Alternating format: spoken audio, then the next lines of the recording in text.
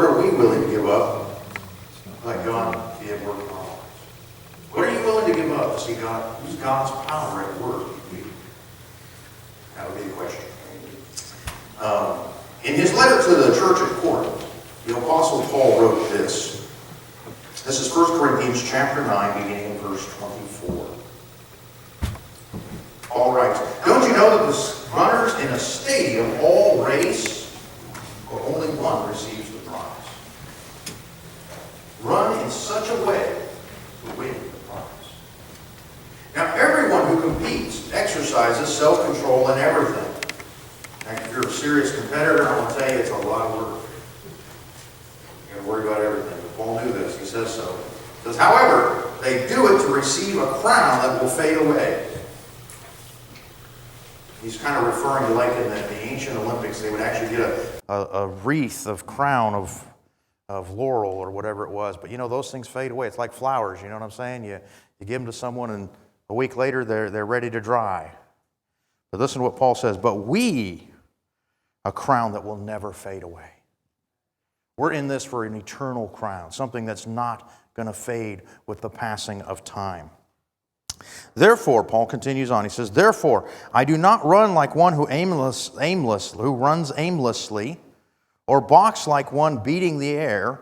Instead, I discipline my body and bring it under strict control, so that after preaching to others, I myself will not be disqualified." That's the description Paul gives us. He gives us of running this race. And Paul compares life to running a race. That's what life's like. In fact, there's several times in the Bible that we hear that concept of life being like a race. Paul mentions it a couple times. The author of Hebrews mentions it. And we can probably relate to that. How many of you consider life to be a rat race? You ever feel that way? I mean, can you relate to that? Life is a lot of times it's like a race. You feel like you're racing from one place to the next, trying to get everything done. Right? From one room to the next, one classroom to the next. It's always run, run, run. One activity to the next. You get done appeasing one relative or friend or family member, and the next one's got on the phone saying, "I need this." Right? Can you all relate to that? That's the way life seems to be. And in the context of this passage, though, and we're going to look at that context in just a moment, but Paul is specifically talking about a certain race, and the race that Paul is specifically talking about is one of bringing other people to Jesus. The race of bringing other people to Jesus. This is the eternal crown he's referring to. And in this passage, that race is described as bringing people to Jesus. Understand, that's not an option for Christians. That's not optional. It's the Great Commission. It's the commandment of Christ.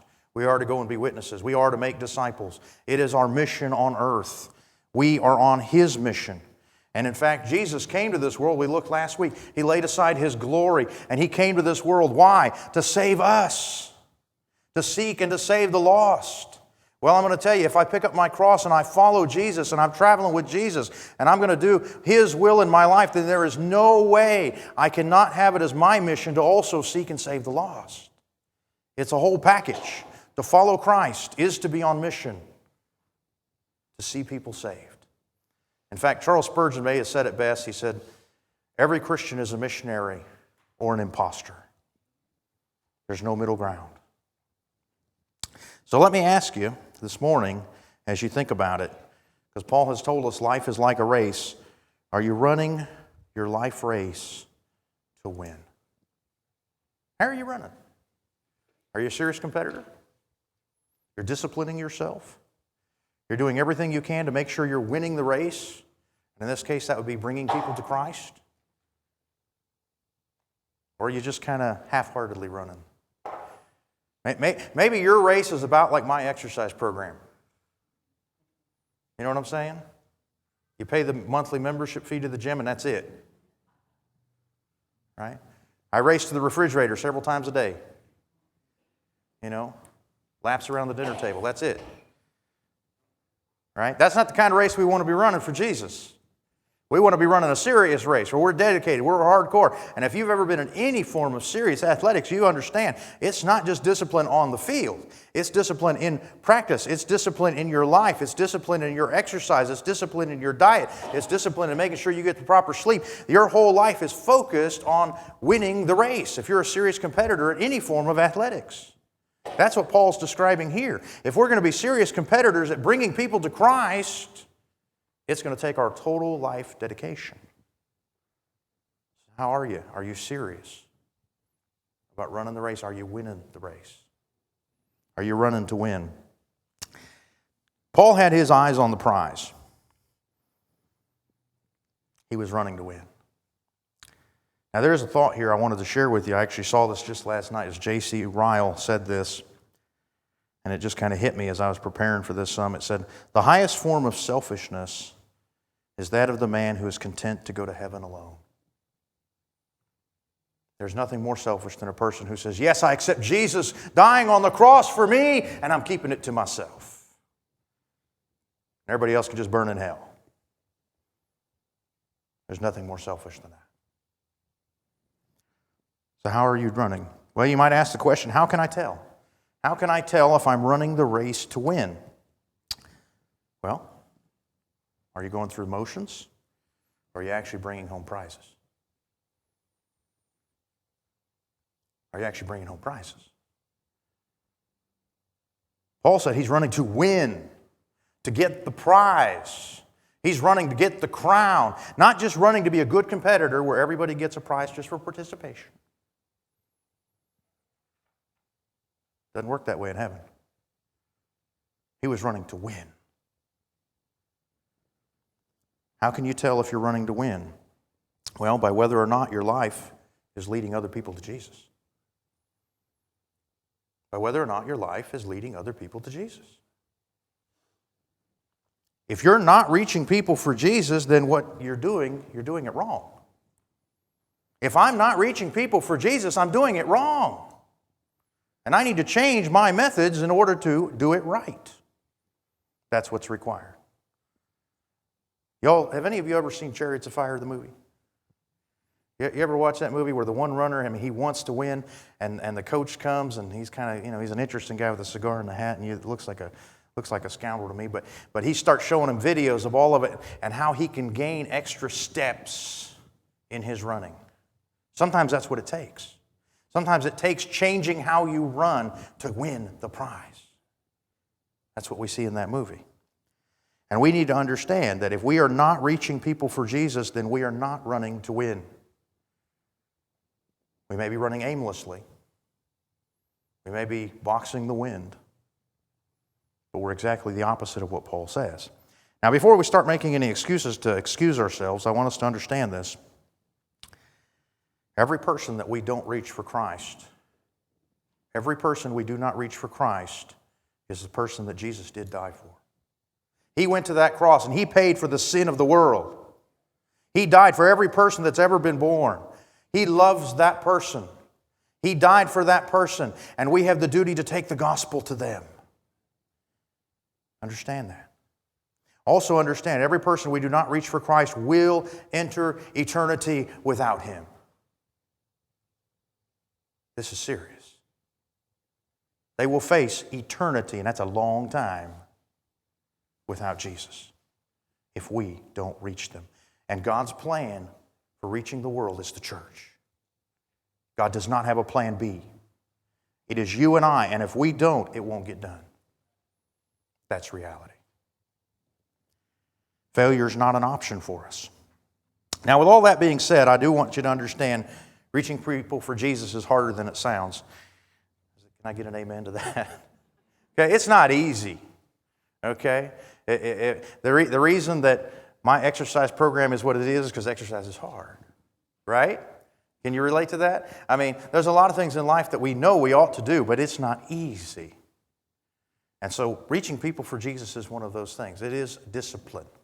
It is difficult. It is trying at times. And so let's go back and look at the context of this passage and hear what Paul says it takes to be effective at winning the race. We're going to back up to verse 19. Same chapter, 1 Corinthians chapter 9, verse 19. Paul says this. He says, although I am a free man and not anyone's slave, I have made myself a slave to everyone in order to win more people. To the Jews I became like a Jew to win Jews. To those under the law, like one under the law, even though I myself am not under the law, to win those under the law. To those who are without the law, like one without the law, not being without God's law, but within Christ's law, to win those without the law. To the weak I became weak in order to win the weak. I have become all things to all people, so that I may by every possible means save some. Now I do this all this because of the gospel, so I may become a partner in its benefits. Paul right here tells us he's made himself a slave to everyone. He deliberately, being free, made himself a slave.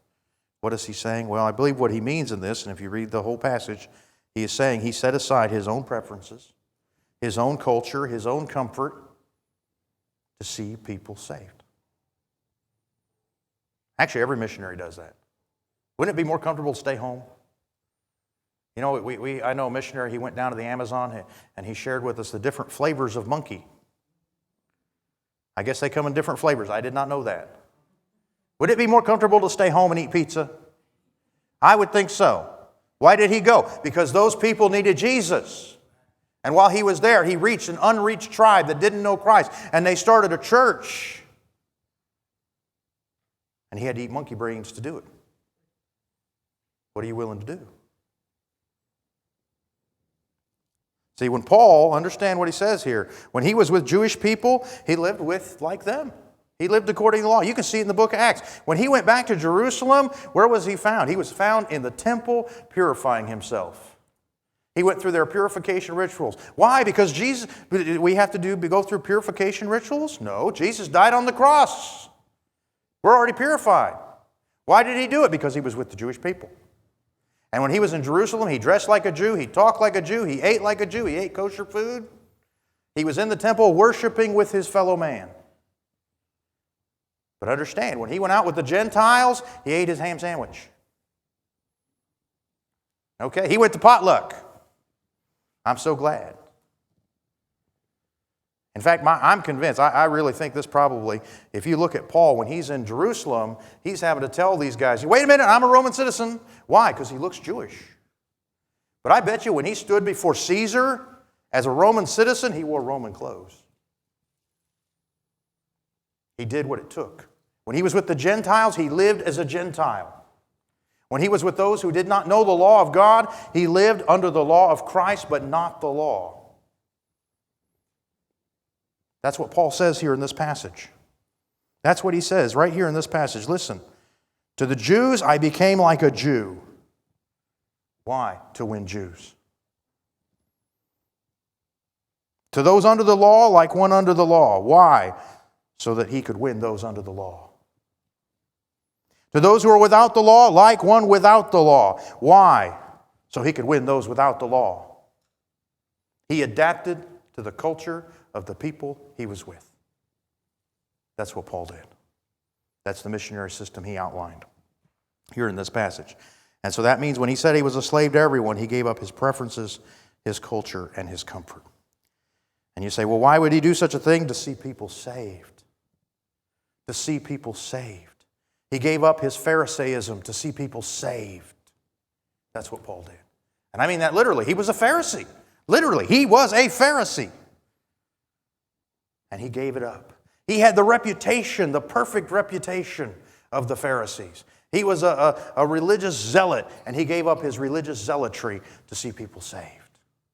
He had never eaten non-kosher food, and then he went out and lived with the Gentiles to see people saved. Now, the bottom line of what Paul did, and what all missionaries do, is they do give up their preferences, their culture, and their comfort in order to do incarnational ministry to the people they're trying to reach. That's really what Jesus did. That's what Jesus did. He was in heaven, in glory, And he laid it aside to come down to earth and put on human flesh and walk around with you and me. That's what he did. When we're called to follow Christ, we're called to do the same. And that means lay aside ourselves and become like Christ and go out and live with the people we're called to reach.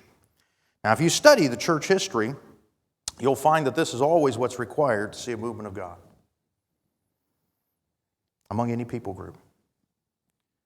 Never, never in church history does God move in a people when his people are saying, hey, y'all out there, all you sinners, you come to us. We're going to sit here and wait for you to get right and come to us. Once the rest of the world gets their act cleaned up, then they can come to God. You don't see that. Ever. Always. We who are God's people, who have been given the gospel, who have Christ, who have the power of God's Spirit living in us, go out there into the world. We take the gospel out to them in a way they can understand and relate to. It has been that way since the beginning of the church. And I wanted to just take a moment just to walk through Acts chapter 2 just for a moment. I want you to think about this, the cultural aspect, the language aspect of this. Acts chapter 2, beginning in verse 1. When the day of Pentecost had arrived, they were all together in one place. Suddenly, a sound like that of a violent rushing wind came from heaven, and it filled the whole house where they were staying. And tongues like flames of fire were divided and appeared on them and rested on each of them. And then they were all filled with the Holy Spirit and began to speak in different languages as the Spirit gave them the ability for speech. Why would God give them the ability to speak in different languages? King James English is good enough, right, guys? Okay, let's continue on. Verse 5. And the Jews living in Jerusalem, devout men from every nation under heaven. Where were they from? Every nation?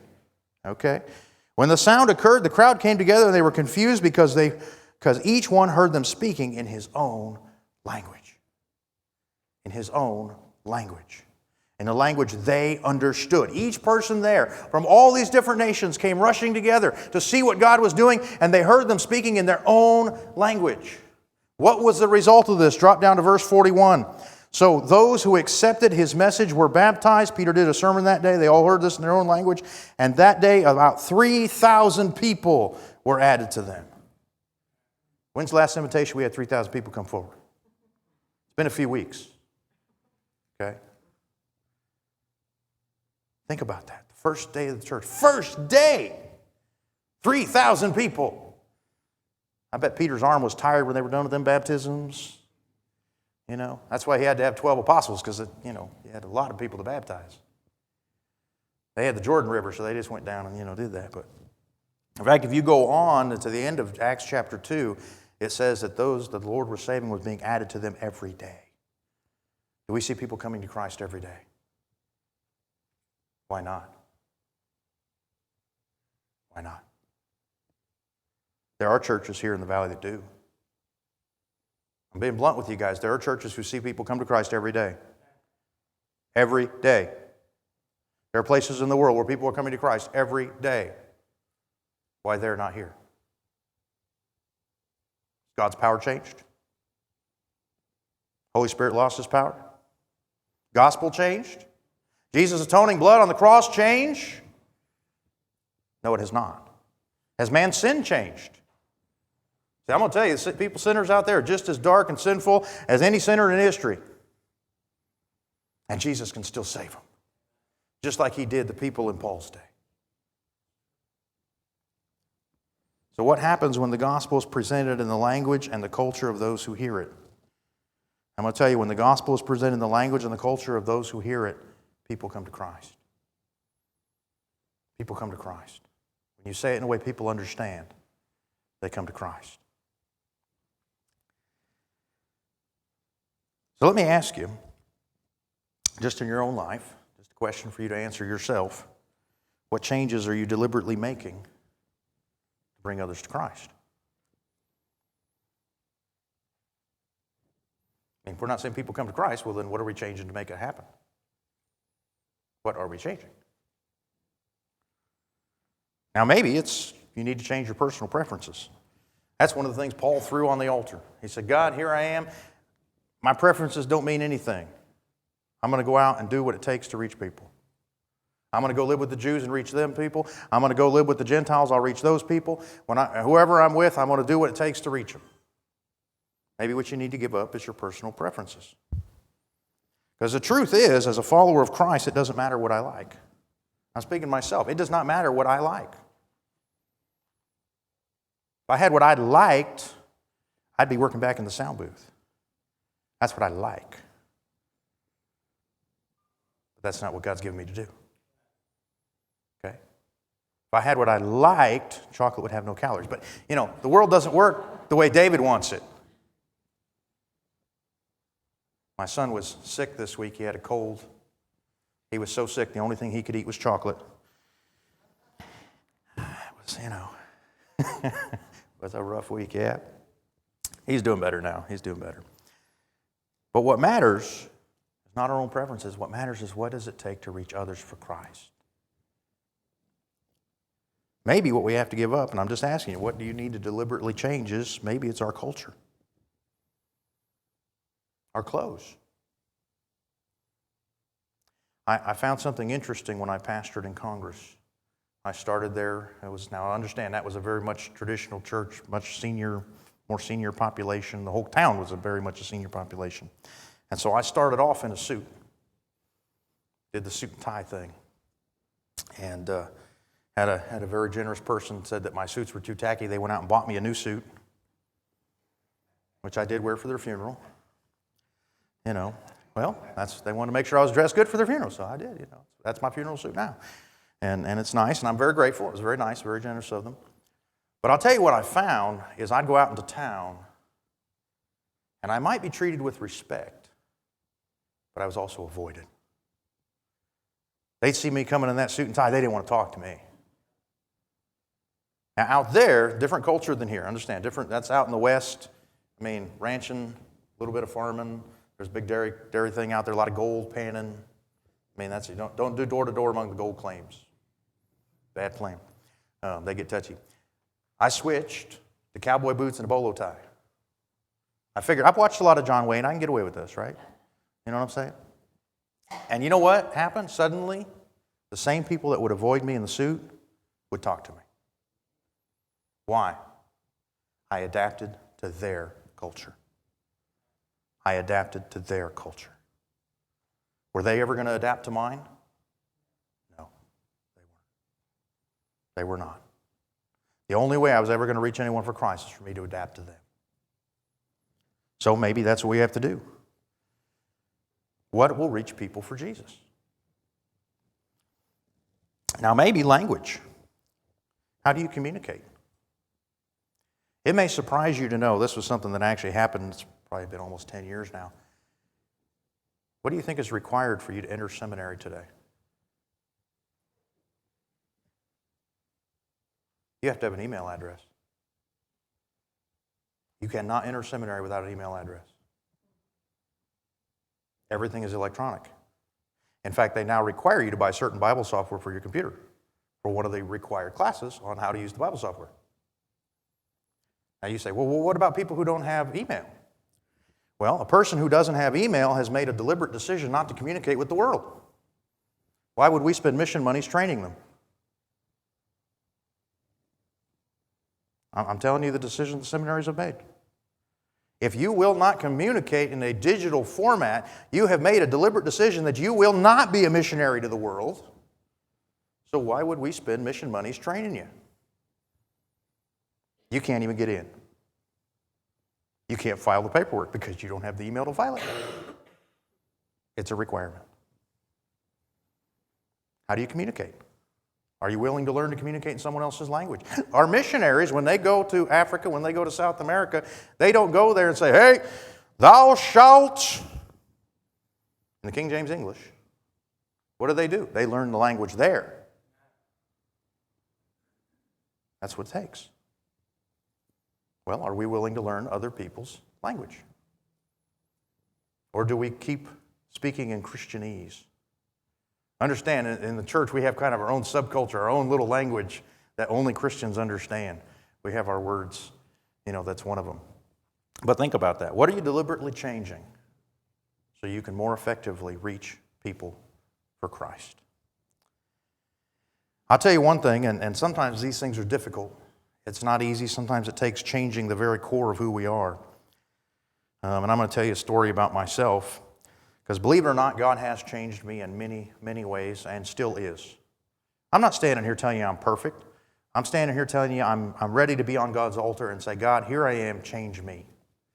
Do what it takes to me, to change me, to make me the person I need to be to reach others for Jesus. And I'll tell you, one of the changes that happened to me, was I was a no pets kind of person. Okay, I understand. I grew up with no pets. My parents didn't allow pets.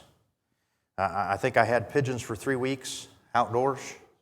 My grandfather brought them up. My mom finally talked us into letting them go at the park so they could be free. Okay, I was a no pet person. And my wife and I, before we got married, I set up a prenuptial agreement that there would be no dogs. There'll be no dogs. She agreed. And she's allergic to cats. So I thought I had my bases covered. Now, a few years forward, we had a foster boy. His aunt had sugar gliders and offered us one. Now, I got no dogs. I got no cats. I forgot to say no marsupials. Totally slipped my mind. And so the next thing I know, we got this sugar glider, which is for those of you who don't know, it's kind of like a flying squirrel from Australia. They have a little pouch. They have babies in a pouch like a kangaroo. Okay? And we only have females, because if you have a male and a female, you got 50.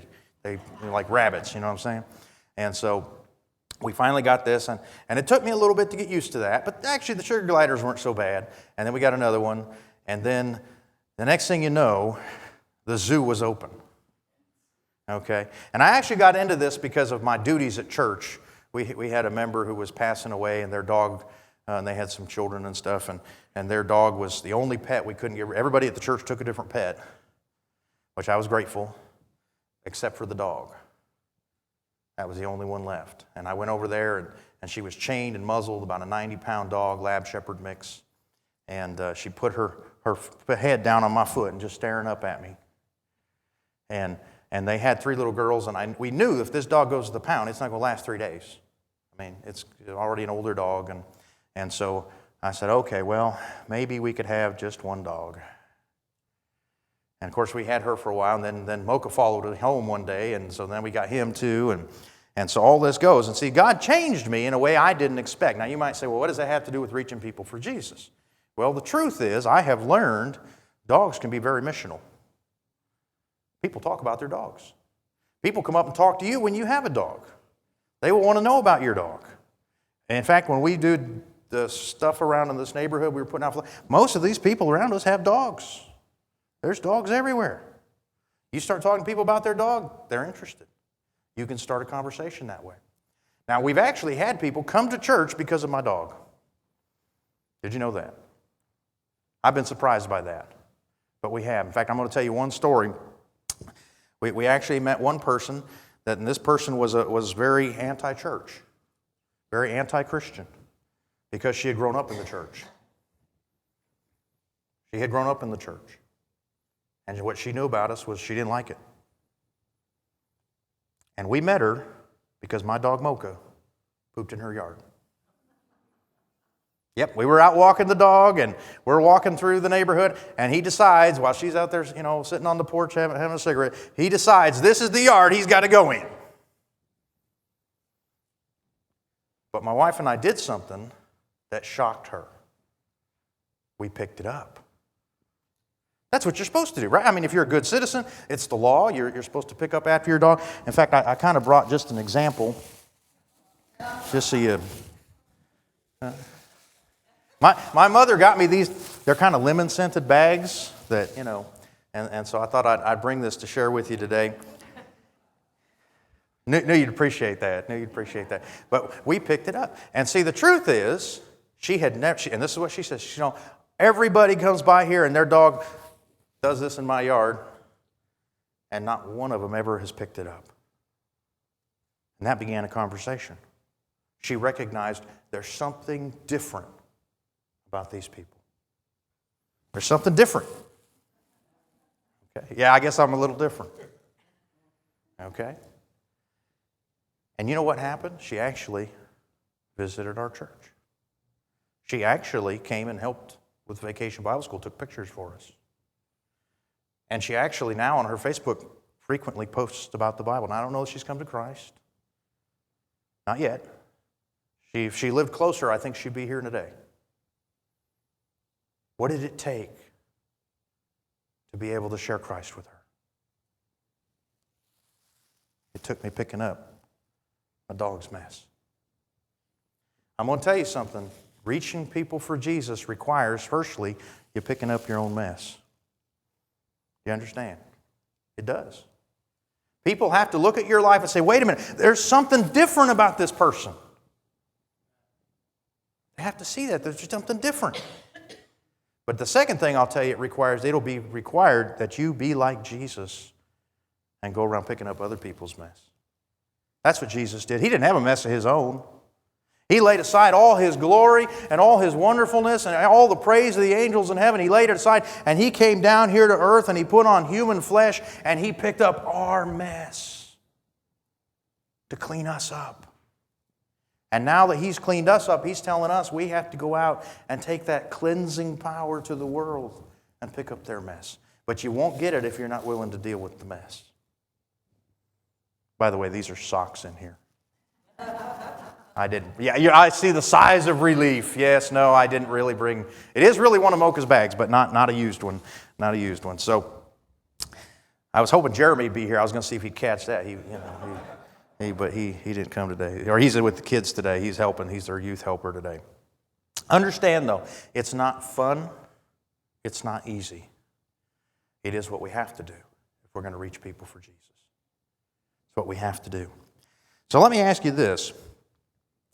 What preferences have you been clinging to that are preventing you from reaching people for Christ? What preferences are you clinging to? Things that you just, I don't want to let go of it. But it's actually what's standing in the way. Now, only you can answer that question. But understand, if you have Jesus in you, if you have the power of God living in you, you have the power of the gospel which has made you whole before God's throne. That same power that was living in the apostles, that's lived in the church for 2,000 years, that's lived in every believer who's come to Christ, if that power is in you and you're never seeing other people come to Christ, something's wrong. Something's wrong. And there's something blocking the way, something you need to let go of, something you need to give up. Only you can say what it is. Maybe you need to just ask God. And see, this is scary, guys, because I'm going to tell you, if you ask God, He'll answer. If you say to God, God, show me what you want changed, He'll give you His list. He'll start changing you. But will you dare ask Him? Will you dare answer the question? What do you need to change this week? What do you need to change this week in order to reach other people for Jesus?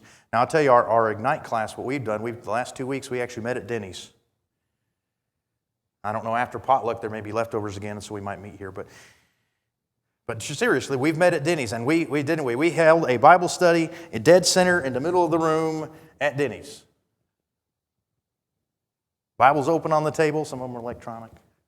People around us could hear. The waitress could hear. We leave a tract for the waitress. I've got a whole list of tracts so we don't hit the same one twice. I'm keeping track of where to go. Why would we do that when we have a nice, comfortable room here today? Because we want to reach people for Jesus.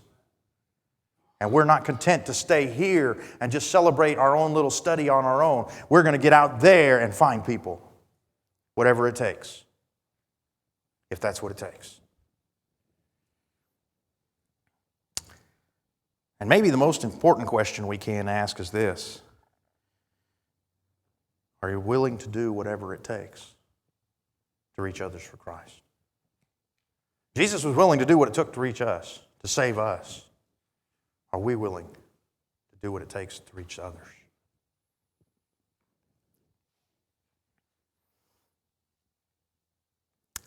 That's a scary thing, because when you say, if you check yes, and that's on the notes, you can check yes or no, but if you check yes and you say, yes, I'm ready to do whatever it takes You're really writing God a blank check. How many of you like to write people blank checks? You just sign it and say, here, just fill it in with whatever you want. You do that very often? I don't. No. How many of you know what a check is? There's still a few of you? Okay, a few of you do. It's kind of like handing someone your card, guys. Okay, that's if you don't know what it's like handing them a card. It's like that's what we're doing with God. We're saying, God, here I am. I give you a blank check. You fill it in. Whatever it takes, I'm ready to go. Are you ready to do that?